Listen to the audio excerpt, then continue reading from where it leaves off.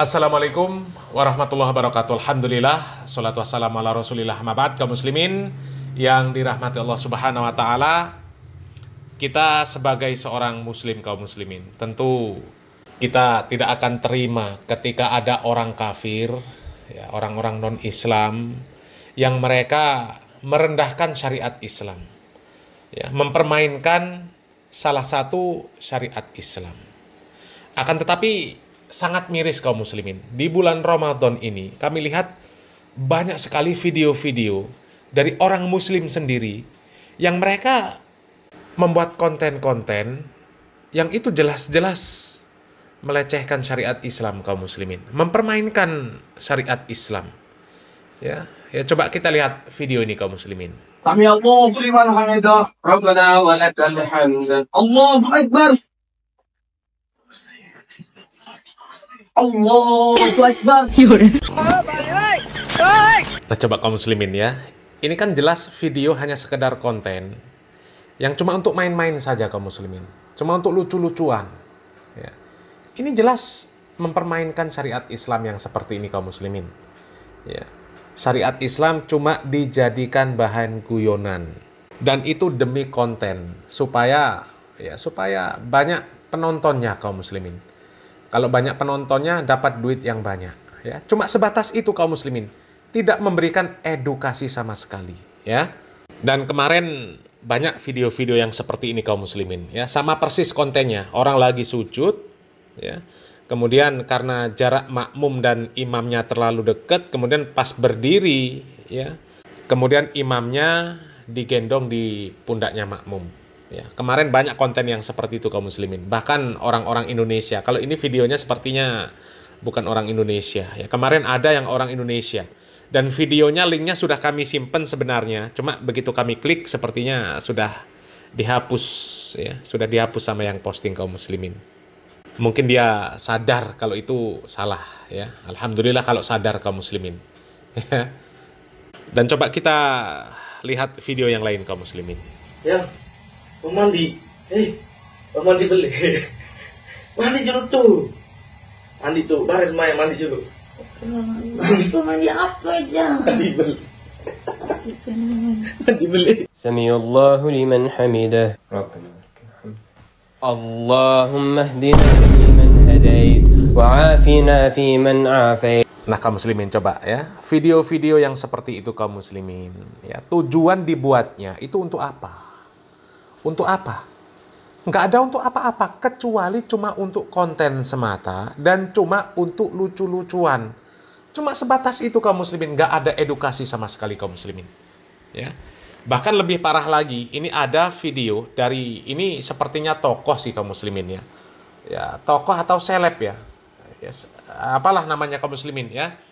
Ini dari keluarga Halilintar kaum muslimin ya. Dari captionnya ini keluarga Halilintar. Kalau kami nggak ngerti keluarga Halilintar itu siapa saja, ya taunya Atta Halilintar, kemudian Thorik Halilintar, ya karena memang sering sering terlihat di sosmed ya. Cuma kalau yang lain-lain ya kami nggak kenal, dan kami juga ya nggak pernah ngelihat konten-kontennya sih kaum muslimin ya. Ini ada lewat kontennya dari keluarga Halilintar. Ya, kemudian dikasih caption sama orang-orang, katanya Kementerian Agama ini harus menindak keluarga Halilintar ini kaum muslimin ya. Ini sangat terlihat mempermainkan syariat Islam ya. Coba kita lihat videonya kaum muslimin.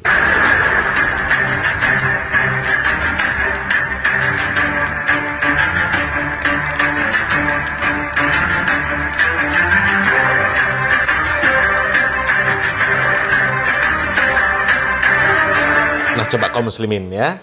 Seperti itu kaum muslimin. Itu video dari keluarga Halilintar kaum muslimin. Itu jelas mempermainkan syariat Islam kaum muslimin. Gerakan sholat ya dibuat mainan ya, di tempat fitness ya, action ya, tangannya diikat, kemudian talinya ditaruh di belakang ya, posisinya di atas, kemudian ruku ya, rukunya diulang-ulang. Ya. Itu kan jelas ya memainkan gerakan sholat. Ya. Gerakan sholat itu cuma dibuat mainan. Ya. Kemudian duduk tasyahud. Ya, duduk tasyahud. Ya, telunjuknya diikat. kemudian digerak-gerakkan ya berulang-ulang ya. Coba ya. Dan itu jelas mainan itu kaum muslimin, cuma sebatas konten. Cuma untuk nyari viewer. Cuma itu tok kaum muslimin. Nggak ada sisi edukasinya sama sekali. Ya. Dan ya wajar lah kalau kemudian masyarakat meminta supaya pihak-pihak terkait menindak orang-orang seperti ini. Karena ini sudah mempermainkan syariat Islam. Ya. Sholat itu cuma dibuat mainan. Ya. Apalagi ini kan ya public figure kaum muslimin. Ya, public figure, banyak fans. Ya, kalau konten-konten mereka yang seperti ini rame dan kemudian dibiarkan, maka akan semakin banyak konten-konten yang semisal. Ya, seperti contohnya yang tadi kaum muslimin. Ya, akan banyak konten-konten yang seperti itu karena dinilai, oh ini nggak apa-apa. Ya, meskipun itu menjadikan guyonan, menjadikan syariat Islam sebagai bahan candaan nggak apa-apa. Yang penting cari viewer. Ya, kalau viewer banyak, gajinya besar. Ya, cuma itu aja kaum muslimin. Ya, nggak ada sisi edukasinya sama sekali.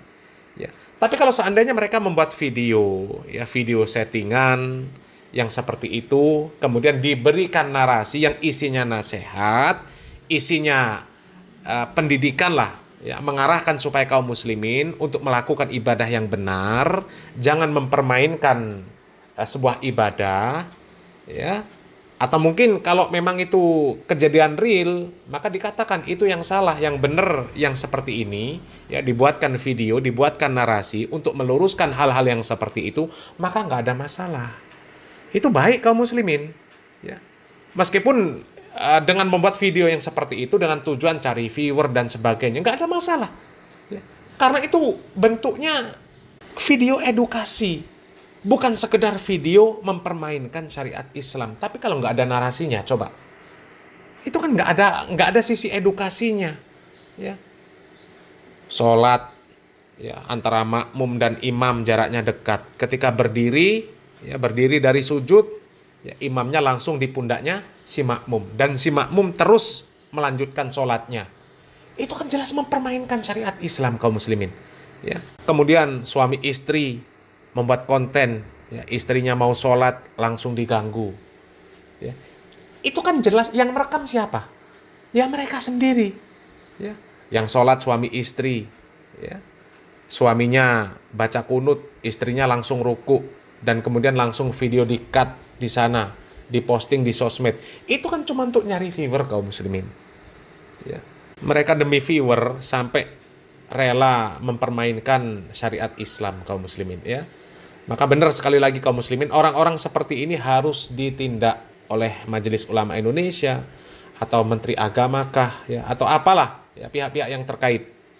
Karena kalau yang seperti ini dibiarkan akan semakin banyak video-video yang isinya cuma sekedar untuk lucu-lucuan, kemudian memakai gerakan-gerakan sholat atau mungkin syariat-syariat Islam yang lain kaum muslimin. Ya. Akan semakin banyak konten-konten yang seperti itu nantinya kalau yang seperti ini dibiarkan. Tapi kalau seandainya konten mereka ini kaum muslimin, ya, mengangkat dari kejadian-kejadian realita, ya, kemudian diberikan narasi, diberikan edukasi, itu nggak ada masalah kaum muslimin. Nggak ada masalah. Meskipun mereka berniat cari viewer, ya, cari AdSense, ya sudah nggak ada masalah. Tapi isinya edukasi. Isinya bukan merendahkan syariat Islam, mempermainkan syariat Islam. Ya. Ya karena ada video-video yang itu settingan, mengangkat dari kejadian realita, ya kejadian realita di masyarakat yang mungkin mereka tidak paham bagaimana sholat yang benar, tidak paham bagaimana gerakan sujud, gerakan ruku, meluruskan shaf dan sebagainya. Ya. Kemudian dibuatlah video, ya di sana dibuat action orang yang salah dalam meluruskan shaf. Kemudian salah ketika takbiratul ikhram, salah ketika duduk tasyahud, ya. Kemudian diberikan narasi untuk membenarkan kesalahan-kesalahan tersebut. Itu nggak apa-apa. Itu bagus, isinya edukasi. Ya. Ya seperti contoh kaum muslimin, ya kalau kita melihat channel UFI TV, memang ada video-video yang seperti itu. Tujuannya untuk edukasi. Ya, mengangkat kejadian-kejadian realita di masyarakat tentang kesalahan-kesalahan di masyarakat, kemudian dibuat video, tapi tujuannya untuk memberikan edukasi. Itu nggak ada masalah. Tapi kalau cuma sekedar konten, ya, cuma sekedar untuk lucu-lucuan, sehingga syariat Islam dibuat konten, itu sangat-sangat tercela kaum muslimin. Ya. Itu perbuatan tercela. Ya. Apalagi ya tadi kaum muslimin, ya, seorang public figure, keluarga Halilintar, ya, mereka punya fans yang banyak. Kalau mereka dibiarkan, maka akan semakin banyak konten-konten yang mengadopsi ide dari mereka ini kaum muslimin, ya, mempermainkan syariat Islam akhirnya. Na'udzubillah min dzalik, ya. Coba kita lihat bagaimana contoh konten yang baik, meskipun ini lucu, ya, tapi ini adalah edukasi. Ada sisi edukasinya kaum muslimin. Dan penekanan di sini tetap penekanannya edukasinya, bukan kelucuannya, ya. Semoga bermanfaat. Barakallahu fikum. Wassalamualaikum warahmatullahi wabarakatuh.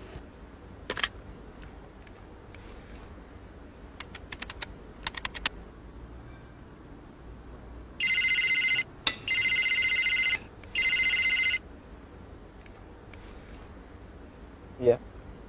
Halo, selamat siang Pak Ami. Ya. Selamat Siapa siang. Iya Pak Ami. Saya perkenalkan, nama saya Dimas dari Bang Pak. Ada apa Mas? Boleh minta waktunya 2 menit sebentar aja Pak. Saya ada kabar gembira buat Pak Ami. 2 menit ya? Iya, monggo. Begini Pak, ceritanya saya ingin menawarkan ada produk kami yang terbaru, Red Card Platinum kami untuk Bapak. Kebetulan Bapak yang terpilih jadi calon nasabah kami. Cashback, melakukan pencairan dana tunai 30 juta 2 hari Pak pencairannya. Gimana Pak? Bapak tertarik? Apalagi ini belum ada bebasan annual fee tahunannya Baik, Pak. baik. Sebelumnya saya boleh tanya dulu ya? Boleh Pak? Nggak masalah ya? Baik. Mas Dimas Muslim? Saya, iya Pak, betul Pak. Muslim ya, alhamdulillah ya. Kita sama-sama Muslim. Iya Pak. Mas Dimas pernah dengar nggak tentang riba? Iya, pernah dengar. Pernah dengar ya? Iya. Pernah kebayang bahaya riba nggak? Bahaya riba? Iya tahu Pak. Mungkin pernah dengar hadisnya atau ayat Qur'annya? Pak, Pernah. tapi Pak, bagaimana? Masih tertarik Pak dengan kartu kredit platinum kami Pak? Nanti kita lanjutkan. Saya boleh cerita dulu? Ya, boleh, boleh. Ya? Jadi gini Mas Dimas. Coba Mas Dimas bayangkan kalau ada orang yang berzina sama ibunya. Kira-kira respon masyarakat gimana? Semua orang sepakat jelek ya. Gimana? Maksudnya gimana Pak? Kalau misalnya ada orang yang berzina sama ibunya, semua orang akan menganggap dia melakukan perbuatan yang maksiat. Ya bejat itu Pak. Wah, bejat sekali ya. Bejat Pak. Baik, kita sama-sama sepakat untuk itu. Iya. Begini, Nabi SAW menyebut bahwasanya riba itu ada 73 pintu. Pintu yang paling ringan, kata Nabi SAW, dosa riba itu seperti berzina sama ibunya, Mas. Itu nilai dosa riba yang paling ringan. Coba kalau Anda tadi tawarkan 30 juta, itu berapa nilai ribanya? Ya, tapi kan... Saya lanjutkan boleh? Ya. Ya, kita lanjutkan dulu ya. Iya. Saya sebutkan, ini ada beberapa fase kehidupan manusia. Orang yang makan riba semuanya mendapatkan azab dari Allah. Pertama, ketika di dunia, orang yang makan riba itu ditantang perang oleh Allah. Coba Mas bayangkan. Kata Allah Subhanahu wa taala, ya ayyuhalladzina amanu taqullaha wa dzaru ma baqiya minar riba. Wahai orang yang beriman, bertakwalah kepada Allah dan tinggalkan semua bentuk riba. Fa in lam taf'alu fa'dzanu biharbi minallahi wa rasulih. Kalau kamu masih ngeyel, nggak mau meninggalkan riba, umumkan perang dengan Allah dan Rasulnya. Coba, kalau kita ditantang perang oleh Allah dan Rasulnya, kira-kira ada nggak peluang untuk menang? Nggak ada ya? Ampun Pak. Ini yang pertama. Yang kedua, orang yang mati dalam kondisi membawa dosa riba, makan riba, nanti dia akan dihukum di kuburan dalam bentuk berenang di sungai darah. Masya Allah, berenang di sungai darah. Kata Nabi SAW, beliau pernah menceritakan mimpinya, dan mimpi beliau itu wahyu. Nabi SAW pernah melihat ada orang yang berenang di sungai darah, kemudian di tepi sungai ada orang yang membawa batu. Setiap orang ini berenang menepi, dilempari batu ke mulutnya, kemudian balik ke tengah. Ini yang kedua. Di alam kubur, dia mendapatkan azab berupa berenang di sungai darah. Yang ketiga. Masih ada yang ketiga Pak? Iya. Siap mendengar? Masih sanggup mendengarkan? Iya Pak. Iya, tapi saya lanjutkan ya. Iya Pak. Yang ketiga, ketika orang ini dibangkitkan oleh Allah dari alam kubur, dia dibangkitkan dalam kondisi sempoyongan, Mas. Allah Subhanahu wa taala bercerita, alladzina ya'kuluna riba la yaqumuna illa kama yaqumul ladzi yatakhabbathu syaitan minal mas. Orang yang makan riba, mereka akan dibangkitkan pada hari kiamat dalam kondisi sempoyongan seperti orang yang kerasukan. Iya, Pak. Artinya yang lain berjalan normal, dia sendiri sempoyongan. Menyakitkan. Kemudian yang keempat, tadi sebelum hisab ya, ketika dia dibangkitkan sebelum hisab, dia sudah disiksa. Yang keempat, setelah dihisab, orang yang makan riba itu kan makan harta haram ya. Iya, Pak. Makan harta haram, kita sepakat itu. Kalau kemudian daging kita tumbuh dari sesuatu yang haram, berhak nggak dapat surga?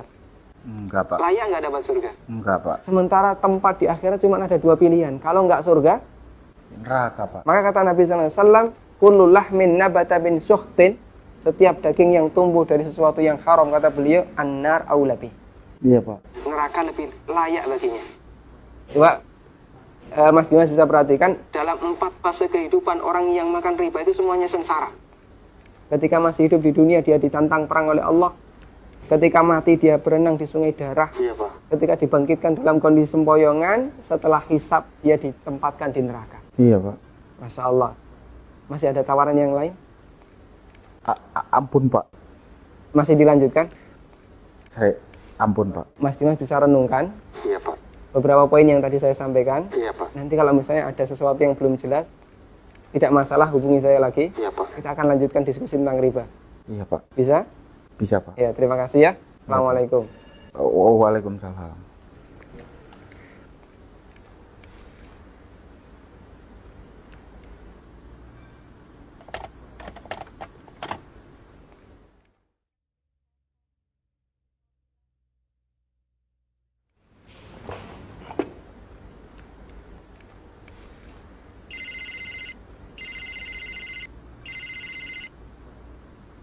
Iya.